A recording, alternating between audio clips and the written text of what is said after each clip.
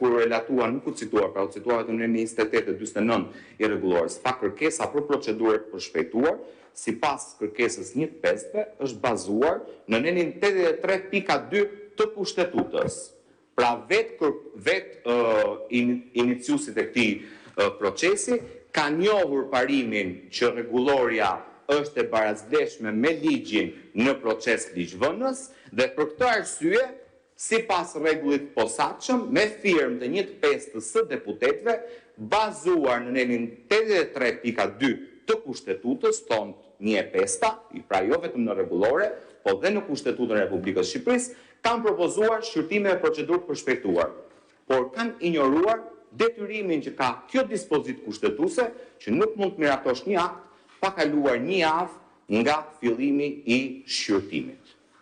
Dhe mjafton vetëm ky fakt që ky ndryshim në rregulloren e kuvendit të shpallet antikushtetues. Edhe një pyetje në vazhdim të kësaj ide. Nëse do t'ju ngarkohej sot juve iniciativa ligjore që të propozonit ndryshime për efekt të strukturimit komisioneve, do të vlerësonit që alternativa e komisioneve ndarjes së vjetër në 8 komisione është më e mira, apo do të gjenit një model tjetër, por keni pas nevojë për kohën e duhur në mënyrë që të respektojë parimi i demokracisë parlamentare dhe liria e shprehjes? Faleminderit e nderuar, pa diskutim që ne kemi opsionin tonë se si duhet të jetë struktura e kuvendit. Pa dyshim që nuk mund të vendos vetëm njëra palë se si do të organizohet puna në një organ kolegjal që pasqyron, po themi, përfaqësimin e të gjithë qytetarëve, pra edhe përmes majorancës, edhe përmes opozitës. Pa asnjë dyshim që në fazën ku ka hyrë sot Shqipëria në procesin e integrimit, pra ne mblidhemi çdo javë në seancë plenare e nderuar, deri në 2 apo 3 të mëngjesit, miratojmë nga 20 apo 30 ligje, sepse na thuhet po parafrojmë legjislacionin me direktivat e Bashkimit Evropian. Dhe komisionin që kishte fushë të posaçme përgjegjësie dhe që ka funksionuar deri legislaturën tjetër, në këtë legislaturë që ka këtë detyrën kaq të rëndësishme, ne e shkrim. Dhe e shkrim me një qëllim të vetëm, sepse tradita parlamentare, pra jo se kishim një qëllim parimor, por tradita parlamentare ishte që në kuvend procesin e integrimit e drejtonte opozita, komisionin e integrimit e drejtonte opozita. Dhe për ta fshirë opozitën nga procesi i integrimit evropian, çfarë bëjmë? Komisionin që në këtë legislaturë presupozohet ketë më shumë punë nga çdo komision tjetër, e bashkojmë një komision tjetër. Ndërkohë ndajmë vete kulturën dhe turizmin. Pra këtë që ka punën më të madhe e ngarkojmë me një komision tjetër.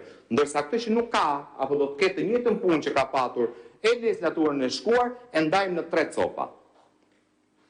Që kështu pa diskutim që mund të ketë nevojë për ndryshuar strukturën dhe mënyrën e organizimit të kuvendit, por ky duhet të jetë një proces konsensual, duhet të jetë një proces i matur dhe duhet të jetë një proces që nuk bazohet në intrigën politike. Ti heqim të drejtën opozitës dhe ta marrim edhe këtë për vete në mënyrën se si funksionon kuvendi. Faleminderit. Faleminderit, nuk kam pyetje të tjera. Fjalën për pyetje ka gjyqtar Gent Ibrahimi.